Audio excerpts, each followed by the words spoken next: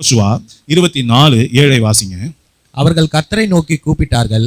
அப்போது அவர் உங்களுக்கு எகிப்தியருக்கும் நடுவே அந்தகாரத்தை வரப்பண்ணி சமுத்திரத்தை அவர்கள் மேல் புரளச் செய்து அவர்களை மூடி போட்டார்.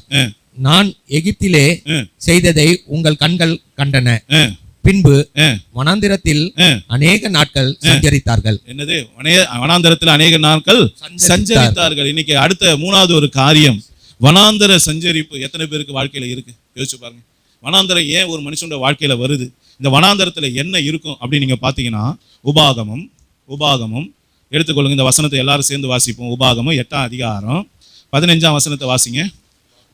உபாகமம் 8:15, பக்கம் 235, பழைய ஏற்பாடு.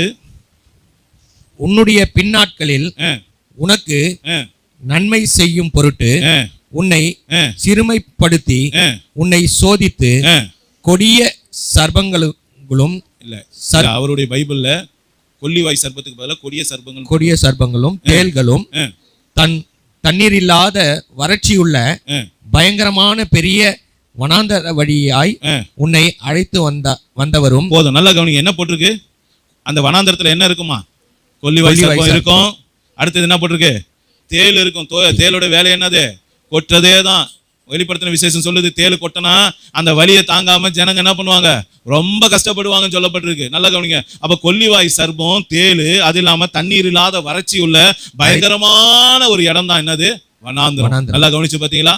அப்ப இந்த வனாந்தரத்தை சஞ்சரிக்க சில பேர் விரும்புறாங்களாம். ஆண்டவர் சொல்றாரு. அதுதான் அங்க சொல்றாங்க. யோசுவா சொல்லும் போது என்ன சொல்றாரு? நீங்க வனாந்தரத்துல அநேக நாள் சஞ்சரித்தீங்க. யாருக்காச்சும் கொல்லிவாய் சர்ப்பம் இருக்கிற இடத்துல தங்க பிடிக்குமா? தேள் இருக்கிற இடத்துல தங்க பிடிக்குமா?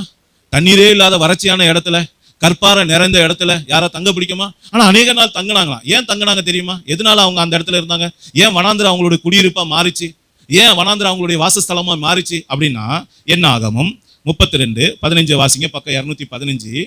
நீங்கள் அவரை பின்பற்றாமல் விலகினால் அவர் அவர்களை மீண்டும் வனாந்திரத்தில் விட்டு விடுவார். நல்லா கவனிச்சீங்களா? என்ன சொல்ல? நீங்கள் அவரை விட்டு பின்வாங்கினால் அவர் இன்னும் அவர்களை வனாந்தரத்திலே இருக்க பண்ணுவார். நல்லா கவனிச்சீங்களா? நாம இயேசு கிறிஸ்துவை விட்டு பின்வாங்கினதுனால இன்னைக்கு நம்முடைய வாழ்க்கை எப்படி ஆகி போச்சான்? வனாந்திர வாழ்க்கை. யோசிச்சு பாருங்க. வனாந்திர வாழ்க்கை போல இருக்கா? எங்க பார்த்தாலும் கொல்லிவாய் சர்ப்பம்னா என்ன அர்த்தம்னா, அது வாயில எப்போதும் நெருப்பை கக்கிக்கிட்டே இருக்கும். கொல்லின்னா நெருப்புன்னு அர்த்தம். நல்லா கவனிங்க. நெருப்பை கக்கிற பாம்பு இருக்கிற இடம். நல்லா கவனிங்க. உங்களை ஏதாவது சுட்டரிச்சுக்கிட்டே இருக்கா? யோசிச்சு பாருங்க. ஏதாவது கொட்டுதா? ரொம்ப கொடையிற மாதிரி இருக்கா? தாங்க முடியலையா அந்த வாழ்க்கை? யோசிச்சு பாருங்க.